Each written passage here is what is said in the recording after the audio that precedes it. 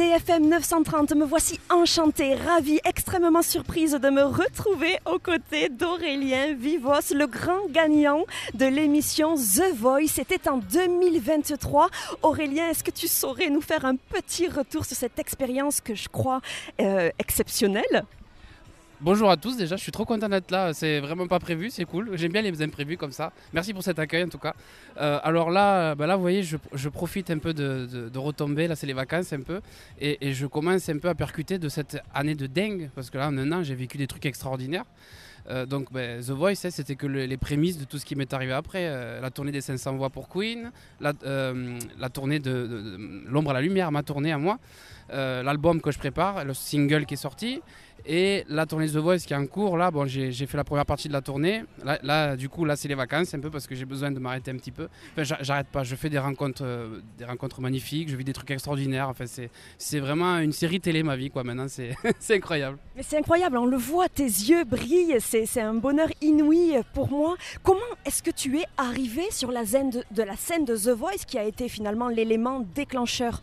Alors je ne me suis pas inscrit, je ne voulais pas le faire en fait, c'est eux qui m'ont repéré sur YouTube, il y avait une vidéo avec 50 vues quand même, le truc vous voyez, genre rien du tout quoi.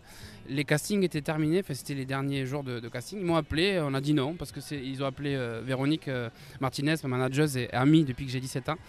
Et alors du coup, comme ce jour-là je demandais ma femme en mariage, je vous raconte tout, c'est parti.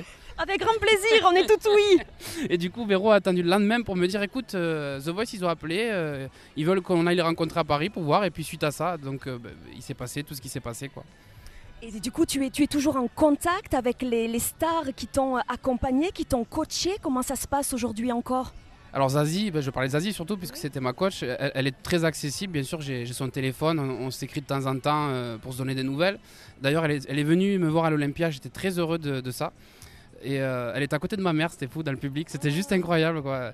Et on s'écrit régulièrement. Après c'est vrai que maintenant j'essaie de faire comme si c'était normal quand je croise ou recroise des chanteurs ou d'autres personnalités. Hein. Et ça fait partie du train-train maintenant, c'est comme ça. Et puis c'est juste fou quoi, c'est incroyable. Je profite vraiment, ça je vous le dis, parce qu'on ne sait pas de quoi demain est fait. Ça peut s'arrêter comme ça, comme c'est arrivé. Donc je profite de chaque seconde, comme j'ai fait à l'émission en fait, et comme je fais dans ma vie maintenant. Et là vous voyez, je suis avec ma femme, mes enfants. Il y a Patrick Sébastien qui va passer après. Et moi, voilà, on va passer un bon moment quoi. On sent ton épanouissement et là en termes d'actualité, tu me le disais, hein, c'est quelque chose d'extrêmement intense. Tu as participé au 100 chœurs du concert The Queen, c'est quand même assez extraordinaire. 500 voix autant pour moi, tu fais bien de me reprendre. Qu'est-ce que tu as ressenti sur scène en étant aussi bien accompagné ? Alors c'est incroyable parce qu'à chaque fois c'était des choristes par rapport aux villes où on allait chanter, jouer. Donc c'était toujours des choristes différents. Donc ça c'était extraordinaire parce qu'on était porté par la force des choristes derrière, le public devant, les musiciens en plus avec une patate d'enfer, c'était incroyable. Là, juste avant les vacances, j'ai fait 2 arènes à Béziers, les arènes de Béziers. Il y avait 2000 choristes, mais c'était incroyable, incroyable. Et donc ça c'était fou. L'année prochaine on va faire un stade. Alors je ne sais plus la date exacte, il faut aller voir sur les réseaux, mais on va faire un stade. Après je vais faire les 500 voix de la chanson française aussi qui commence en janvier. Donc l'album que je prépare, donc le single est sorti, il s'appelle La plupart du temps. Si vous voulez. La plupart du temps, je le répète pour nos auditeurs de DFM 930. Et on va bien évidemment le diffuser sur nos ondes si c'est autorisé parce qu'on ne peut que soutenir ce travail formidable qui est le tien. Et dernière petite question et je te libère, tu es en vacances donc je ne vais pas te faire travailler davantage. Qu'est-ce qui t'amène ici sur le show de Patrick Sébastien ? Je connais Benoît de Maxence donc qui gère ici plein de choses et qui m'a proposé, écoute Aurélien, si tu veux, comme on sait que tu as une année assez costaud, viens profiter de cette ambiance et puis du show. Et puis voilà, donc on a été invités. C'est la 2e fois qu'on vient et puis c'est toujours un plaisir, un régal d'être ici. En plus c'est un cadre assez particulier. Oui. Quand on voit cette espèce de salle là, qui ressemble qui est un piano géant, c'est incroyable. Avec la guitare, c'est une piscine, le château là, c'est super quoi. Oui. Donc là c'est pour la détente et puis passer un bon moment.